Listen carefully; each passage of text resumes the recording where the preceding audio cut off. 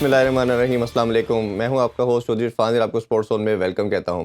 नाज़रीन, खेलों के हवाले से बात करें तो सबसे बड़ी न्यूज़ ओबियसली क्रिकेट की है, और जो 3-0 वाइट वॉश पाकिस्तान को एक दफ़ा फिर ऑस्ट्रेलिया में सामना करना पड़ा। अगर कंटिन्यूटी के हवाले से बात करें तो 29 साल से पाकिस्तान कोई टेस्ट मैच ऑस्ट्रेलिया में नहीं जीत पाया। ये काफ़ी सैड और अनफॉर्चुनेट है कि रजीम चेंज होती है, नया बोर्ड आता है, नए कोचेज़ आते हैं, नया कैप्टन आया है, बट रिज़ल्ट हम देख रहे हैं कि समहाउ वही चलता चला जा रहा है।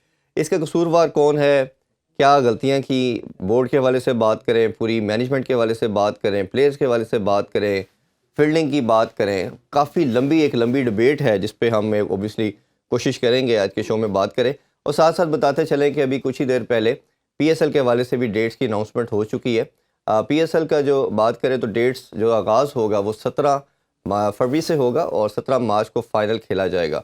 तो 35 मैचेस टोटल खेले जाएंगे इसमें, और ये ओबियसली पाकिस्तान का सबसे बड़ा ब्रांड, सबसे बड़ी कमोडिटी है, और एक्साइटमेंट लेवल ओबियसली बहुत ज़्यादा है पूरी नेशन को इसको लेके। डिस्कशन के लिए हमारे Pakistani one of the biggest legend बात की जाए तो कोचिंग के सिकंदर आकिब जावेद ने ज्वाइन कर लिया है। अस्सलाम वालेकुम आकिब भाई। वालेकुम अस्सलाम। Thank you for joining us. Aqib भाई, स्टोरी चेंज नहीं हुई, करेक्टर चेंज हुए। कोचिंग के हवाले से बात की हमने, मैनेजमेंट के हवाले से बात की, कैप्टन के हवाले से बात की, तो रिजल्ट वही 29 साल से एक ही चलता चला जा रहा है। क्या आपके ख्याल में रीज़न क्या लगती है? फील्डिंग, नाकस फील्डिंग की बात की गई कि ऑलमोस्ट 14-15 कैचेस ड्रॉप किए गए, या आपको लगता है ठीक कम्बिनेशन नहीं खिलाया गया, या बैटिंग की वो स्किल लेवल इस लेवल का नहीं था जो ऑस्ट्रेलियन का था, वो रीज़न बनी? देखिए, सारे जो आपके सवाल हैं उनके जवाब है ऑस्ट्रेलियन टीम। आप उनके 3 फास्ट बॉलर देखें तो वो तीनों को 10-10 साल से खेल रहे हैं। जी। उनका जो स्पिनर है वो 500 विकेटें लेके बैठा है, नेथन लॉयड। तो इसका मतलब ये है कि वो जब किसी को टेस्ट प्लेयर बनाते हैं तो बहुत सोच समझ के बनाते हैं, और फिर उनकी जो कंटिन्यूस उनको चांस देना, उनको बैक करना, that is the only way you can become a number 1 team. उनके बैटर्स देखें तो कोई किसी का डेब्यू नहीं हो रहा था, कोई ऐसा नहीं जो कमबैक कर रहा था। वही है जो टीम उनकी पिछले 5-6 साल से सारे एक ही साथ खेल रहे हैं।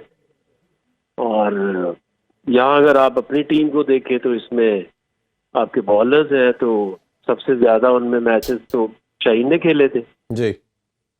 उसके बाद किसने खेले हैं? Hasan Ali come back, I don't know क्यों स्टार्ट किया, नो आइडिया। मीर हमजा कितने, 3-4-5 जी, उनकी भी इतनी। दो टूर। आमिर जमाल जो एक, मैं समझता हूँ कि अगर कुछ हमने ऑस्ट्रेलिया से कुछ हासिल किया, मैं इसी तरफ आने लगा था, वो आमिर जमाल है।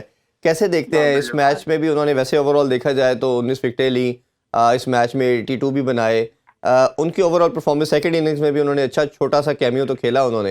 एक ऐसा फाइंड कैसे देखते हैं? और मैं खास तौर पे आके भाई उनकी अगर प्रेस कॉन्फ्रेंस की बात की जाए जो 2 दिन पहले सुनी, बड़ा लड़का काम कंपोज नज़र आया, उसका जो आर्टिकुलेट करना था चीज़ों को वो बड़ा ज़बरदस्त था। आप क्या समझते हैं कि एक ऐसा प्लेयर, हमें सुपरस्टार जो हम बात करते हैं ऑलराउंडर के लिहाज से, जैसे अब्दुल रज़ाक के बाद एक बड़ी लंबी हमारे पास एक फहरिस्त है ऑलराउंडर की, बट कोई भी टीम में परमानेंट जगह नहीं बना पाए, तो ये लड़का आपको लग रहा है कि फ्यूचर स्टार है? अगर चले कोई पॉजिटिव की बात करें तो इस टेस्ट सीरीज़ के अंदर हमें एक पॉजिटिव आमिर जमाल की सूरत में मिला। देखिए, उसने अपना ना प्रोसेस कंप्लीट किया है। वो खुद भी कह रहा था काफी स्ट्रगल की उसने, लेकिन फिर वो ऑस्ट्रेलिया में एक पूरा ग्रेट क्रिकेट का एक सीजन खेल के गया है। जी। और उसकी अगर आप फिटनेस देखें तो बॉडी ही उसकी बताती है उसने अपनी फिटनेस के ऊपर कितना काम किया है। स्ट्रॉन्ग बॉडी है, अच्छा उसने मेहनत की हुई है, लोड बर्दाश्त कर सकती है। इस टेस्ट मैच से पहले, ये सीरीज से पहले वो पूरा साल सिडनी में खेल रहा है, उसको पता है कि डिमांड क्या है ऑस्ट्रेलियन पिचेस की और आउटफील्ड की टफनेस है।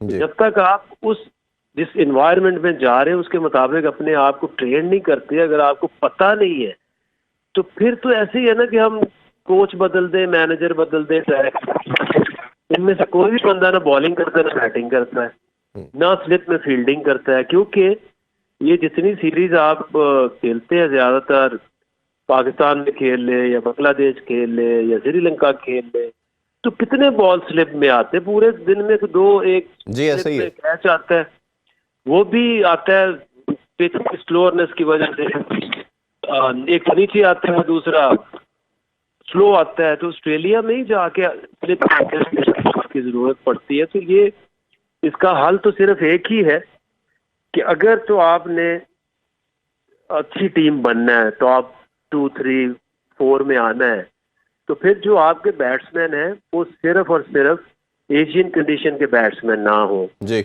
उनको आपने भेजना है ग्रेट क्रिकेट के लिए ऑस्ट्रेलिया, साउथ अफ्रीका में खेलने भेजना चाहिए, क्योंकि ये दो ही जगह ऐसी हैं जहाँ पे एशियंस जो है वो बहुत ज्यादा स्ट्रगल करते हैं, साउथ अफ्रीका और ऑस्ट्रेलिया।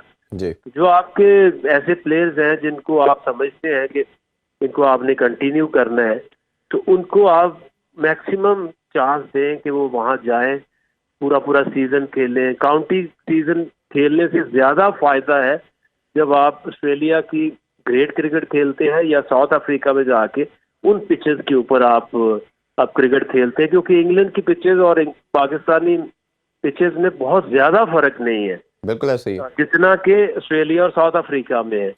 अच्छा आके भाई, अब जैसे फील्डिंग की बात की, स्लिप के अंदर हमने कम से कम, आपने भी उसका जिक्र किया, ऑलमोस्ट 10-12 कैचेस तो फर्स्ट स्लिप में हमने छोड़े। दुनिया सारी अगर आप देखें, इंडिया की हमने एग्जांपल अभी रिसेंट जो सीरीज़ हुई साउथ अफ्रीका के साथ, उनके परमानेंट फीचर्स होते हैं स्लिप के जो फील्डर्स हैं, और ओबियसली वो अपने डोमेस्टिक में भी ट्रेनिंग करके आते हैं। हमें मालूम ही नहीं था कि हमें फर्स्ट स्लिप में किसने खड़ा होना है। पहले हमें अब्दुल्ला शफीक नज़र आए, फिर बाबर नज़र आए, फिर साइम अयूब तीसरे मैच में नज़र आए। मतलब किसी को ये रोल मालूम ही नहीं था कि हमने फील्डिंग करनी है।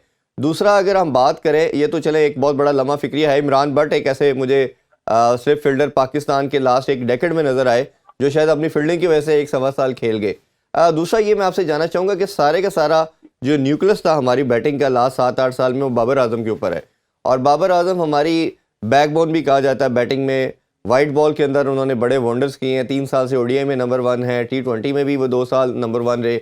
ये जब टेस्ट क्रिकेट की बारी आती है, वो कभी मैन ऑफ सीरीज़ नहीं हो पाए। एक साल के अंदर 22 की एवरेज है उनकी, ऑस्ट्रेलिया में ओवरऑल उनकी 25 की एवरेज है। ये बाबर आजम का जो डिबैकल है, जो प्रॉब्लम नज़र आया आपको, आउट ऑफ फॉर्म होना, आपके ख्याल में क्या रीज़न्स हैं कि जो बाबर आजम रन्स नहीं कर पा रहे, और क्या उनको करना चाहिए अब कुछ फॉर्म में वापस आने के लिए? क्या रेस्ट लेना चाहिए? देखिए, बात तो ये है कि हमारे पास एक बैट्समैन है जो लेके गए और मुकाबला हमने ऑस्ट्रेलिया से करना है, जिनके पास क्वालिटी के 7 बैट्समैन है ऑस्ट्रेलिया के पास। जी और ऐसे तो नहीं हो सकता कि आप जाके ऐसे फूंक मार दिया जादू से कुछ हो जाएगा। आपकी ना प्रिपरेशन थी, ना आपका कोई कॉम्बिनेशन है। आप सिर्फ नंबर ऑफ टेस्ट कैप्स देख लें कितनी बांट चुके हैं हम पिछले 4-5 साल से। हमारी इज्जत बची हुई थी जब ये क्रिकेट साउथ यूएई में हो रही थी, सीरीज वहां पे हो रही थी, उस स्पिन बॉलर खिला खिला के हम सीरीज जीत जाते थे। जब से इवन हम पाकिस्तान में भी आए तो पाकिस्तान की पिचेस जो है वो इतनी लो और स्लगिश नहीं जितनी यूएई की होती जी। तो आपको प्लेयर डेवलप करने की जरूरत है, ना कि कोच बदलने की या मैनेजर बदलने की या सिलेक्टर्स बदलने की। आपके पास प्लेयर्स की ऑप्शन बहुत कम है, और अगर आपने आज से चीजें शुरू करनी है तो then you have to find out कि आपके वो कौन से प्लेयर है। अगर आपने इन्हीं से जाना है तो फिर इनको 10 महीने आपके पास है, तो इनको आप भेजें ये डिफरेंट कंडीशंस में सीजन खेलें, इनको समझ आए कि बाउंस के ऊपर कैसे खेलते हैं। बड़े बड़े ऑस्ट्रेलियन प्लेयर्स जब वो एशिया में नहीं जीतते थे तो वो 3-3 महीने सीरीज से पहले आके इंडिया में वो सेशंस करते थे, वो कंडीशंस को यूज टू होते थे। तो एक ही तरीका है दुनिया में मुकाबला करने का कि जिस कंडीशंस में आप अनकंफर्टेबल हैं उसमें इतनी ज्यादा आप प्रैक्टिस करो कि वो आप फेमिलियर हो जाओ उससे और आपको वो प्रॉब्लम ना करे।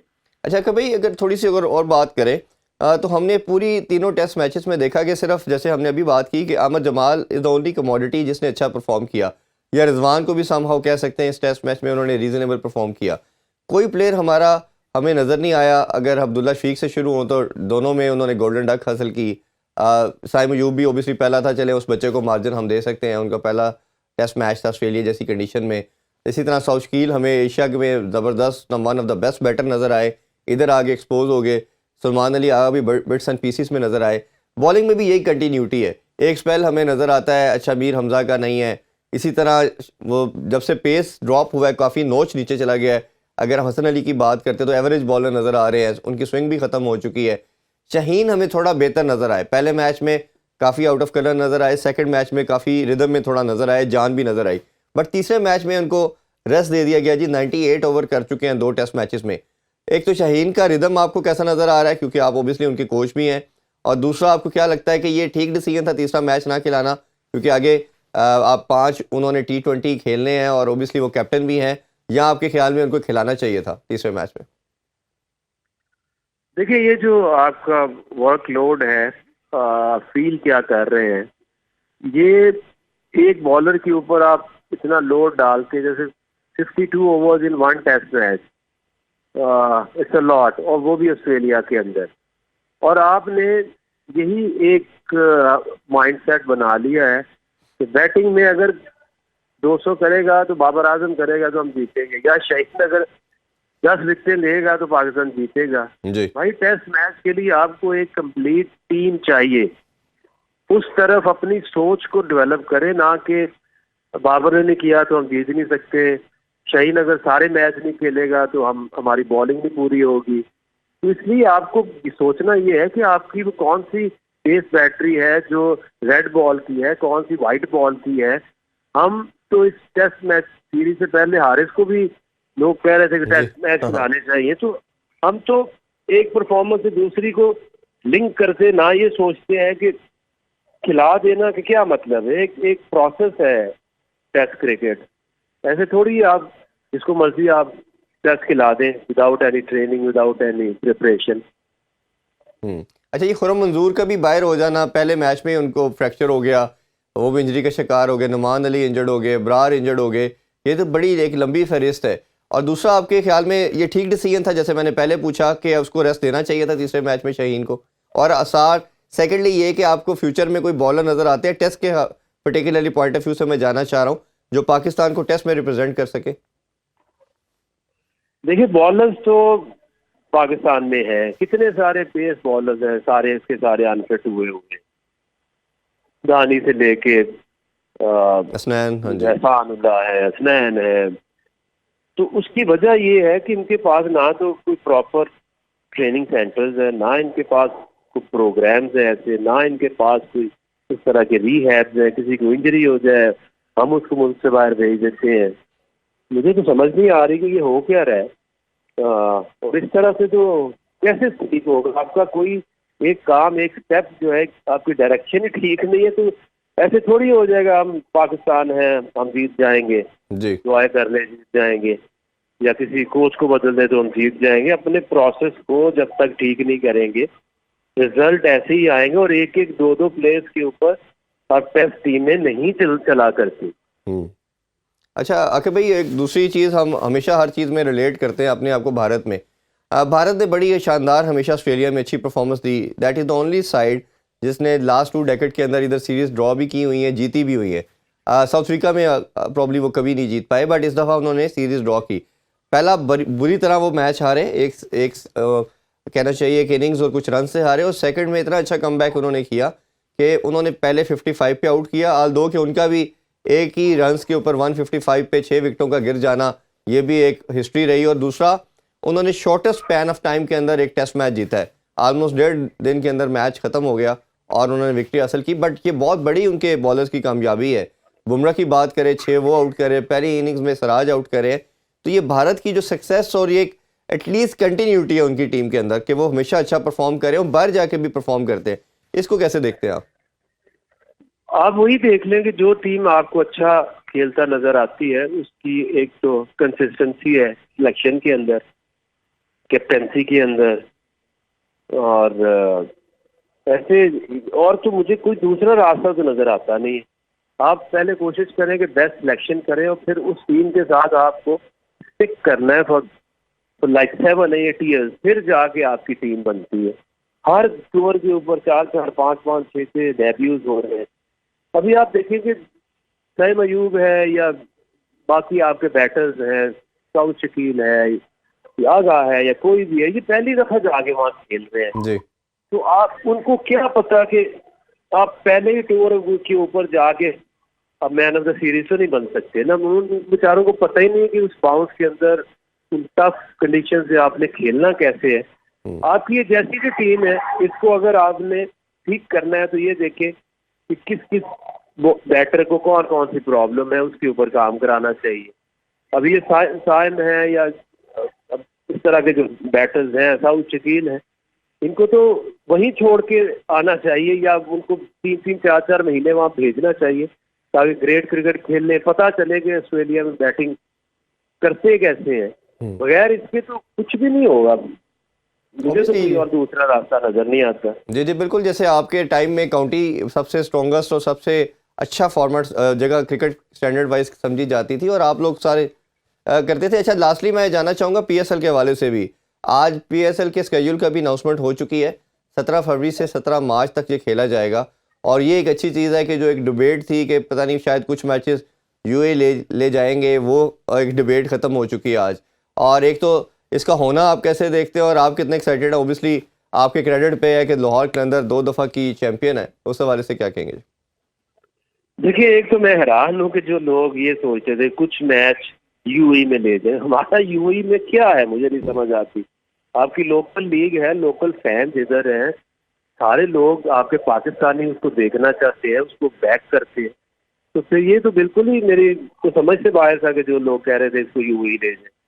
तो अच्छी बात है कि पाकिस्तान में हो रही है, पाकिस्तान का ब्रांड है, पाकिस्तान में खेलना चाहिए। और डेफिनेटली यू नो पीएसएल का सारे लोग इंतजार करते हैं। एक बहुत बड़ा इवेंट है पाकिस्तान का। और लाहौर के हवाले से भी कलंदर्स ने जिस तरह से 2 ट्रॉफी जीती हैं और जिस तरह से हमारा जो कोर ग्रुप है, वो ये वही बात है जिसकी मैं बात कर रहा हूँ, consistency, continuity of A group. जिसने अच्छा ग्रुप बनाया और ज्यादा देर तक उसको इंटैक्ट करके आगे बढ़े, खेलते रहे, उनकी टीम जो है वो हमेशा बेहतर रिजल्ट आ सकती है। बिल्कुल। अच्छा कि भाई हमेशा लाहौर के अंदर एक सुपरस्टार हमें दिखाती है और पाकिस्तानी क्रिकेट को भी समहाउ प्रोवाइड करती है। तो इस दफ़ा कोई नया ऐसा प्लेयर आप इंट्रोड्यूस करवा रहे हैं जो हमें लगता है कि सरप्राइज पैकेज के तौर पे आएगा और आते ही वो छा जाएगा और फिर वो पाकिस्तान खेलने के लिए भी तैयार होगा? एक दो है डेफिनेटली, उसके ऊपर हम काम करते रहते, सारा साल काम करते हैं। तो वो दिखाएंगे आपको। अगर दिखा भी बता दिया तो फिर तो सरप्राइज। बिल्कुल ठीक। नहीं, एक्साइटमेंट इसका मतलब है हम सब तैयार हैं कि वो एक ऐसा ट्रम्प कार्ड लेके आ रहे हैं आप। डेफिनेटली। बिल्कुल ठीक है। आगे भाई बहुत शुक्रिया आपके टाइम का। इंशाल्लाह फ्यूचर में आपको दोबारा ज़हमत देंगे। अभी एक छोटा सा ब्रेक से वापस आके डिस्कशन को मज़ीद कंटिन्यू करते हैं। Stay with us. Welcome back in sports on. हम बात कर रहे थे पाकिस्तान वर्सेस ऑस्ट्रेलिया सीरीज़ के हवाले से। अभी डिस्कशन में हमें ज्वाइन किया है जी पाकिस्तानी फॉर्मर चेयरमैन पीसीबी, हम सब के पाकिस्तान के दिलों के राजा रमीज़ हसन राजा। अस्सलाम वालेकुम रमीज़ भाई। वालेकुम सलाम। बहुत शुक्रिया आपके टाइम का।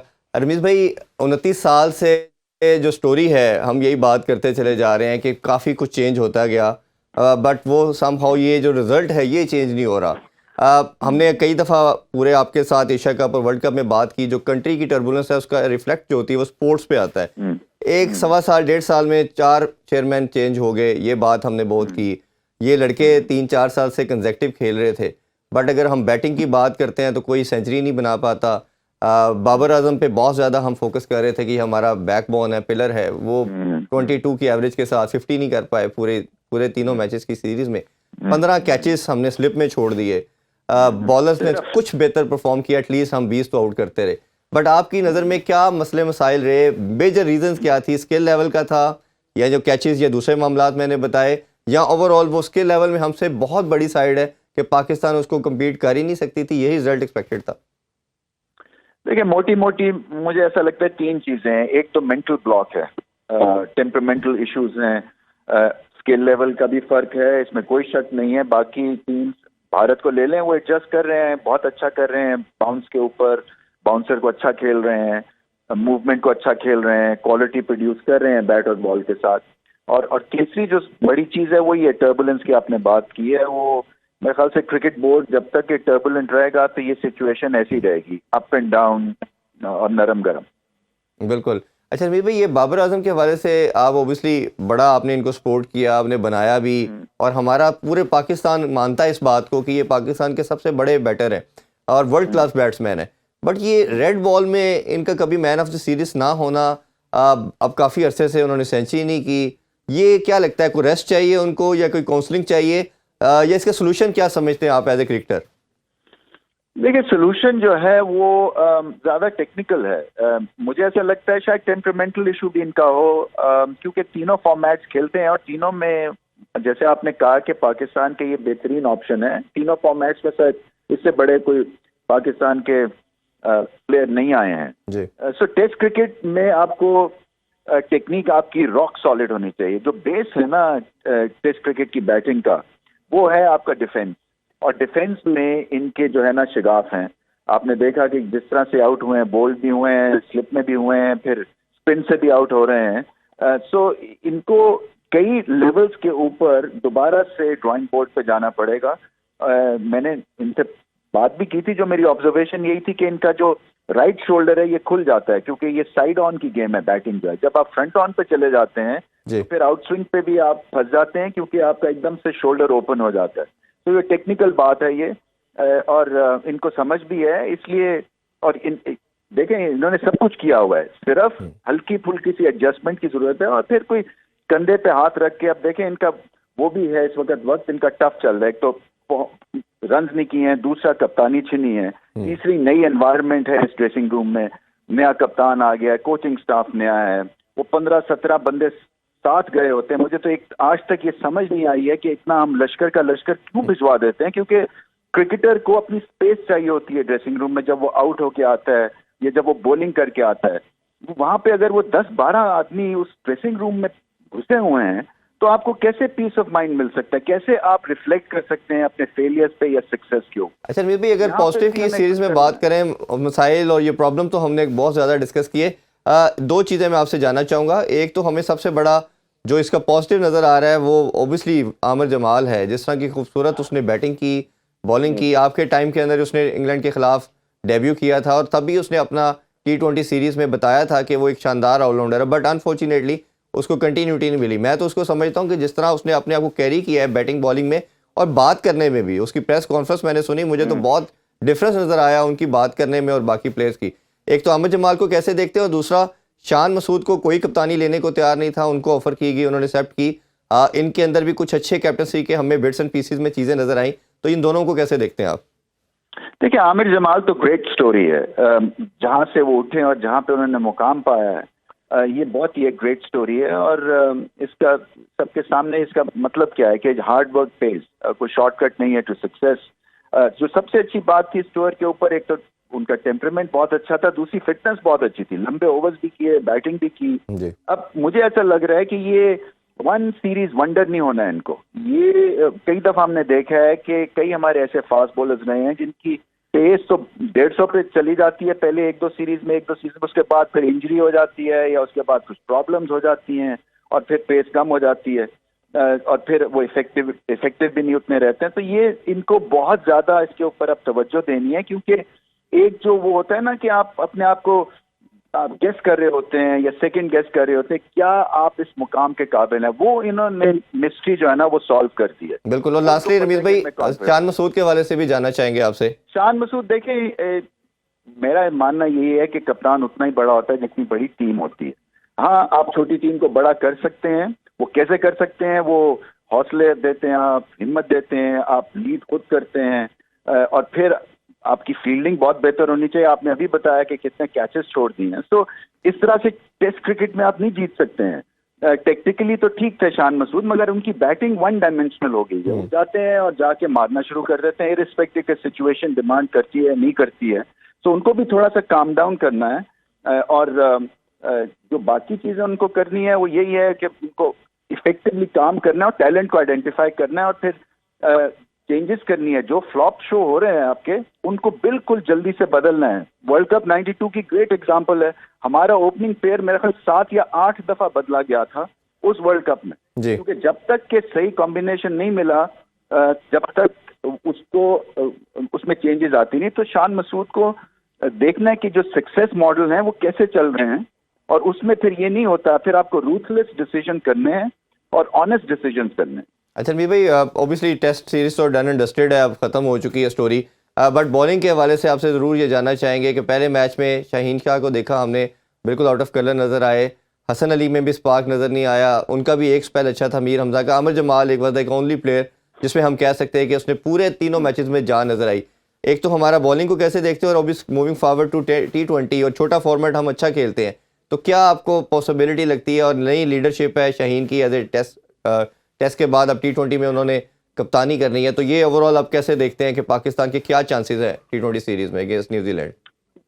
देखिए ये हमारी बॉलिंग टेस्ट क्रिकेट में तो अभी इसको बहुत कुछ और करने की जरूरत है। ये तो कंडीशंस अच्छी थी, हिम्मत के साथ इन्होंने बॉलिंग की, बहुत अच्छी बॉलिंग की। ऑस्ट्रेलिया को 2 दफा बॉल आउट करना आसान काम नहीं होता, या 3 दफा किया। सो अंडररेटेड था ये बॉलिंग अटैक, कोई बड़े नाम नहीं थे, पेस नहीं थी, उसके बावजूद एक प्लान था और इस लिहाज से तो इन्होंने बहुत अच्छा काम किया। बट क्या ये बॉलिंग अटैक आप कराची या लाहौर में खिला सकते हैं?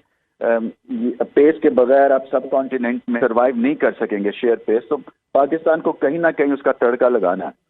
जहां तक बात है T20 की, देखिए नए कप्तान हैं, एनर्जी है उनमें, शाहीन अफरीदी में फिटनेस कितनी है ये भी देखना है। फिर स्ट्रैटेजी के पॉइंट ऑफ व्यू से क्या वो काम करते हैं, क्योंकि मैं अभी भी समझता हूँ कि पाकिस्तान की जो बेस्ट चॉइस है एज एन ओपनर, पहले तो उसको ना छेड़ा जाए उस कॉम्बिनेशन को। हालांकि मुझे पता है कि ज्यूरी आउट है कि जी स्लो खेलते हैं रिजवान और बाबर आजम, बट अगर आपके पास चॉइसेस ही लिमिटेड हैं तो फिर क्या करें? अब ये तो नहीं हो सकता कि आप वर्ल्ड कप ईयर में फिर आप एक्सपेरिमेंटल एक मोड में चले जाएं और जो आपने एक कहानी बनाई थी, देखे ना, चाहे आपको पसंद हो या ना पसंद हो ये कॉम्बिनेशन, दुनिया बात कर रही है कि ये दोनों ने बहुत कुछ किया पाकिस्तान के लिए पिछले 2-3 सालों में।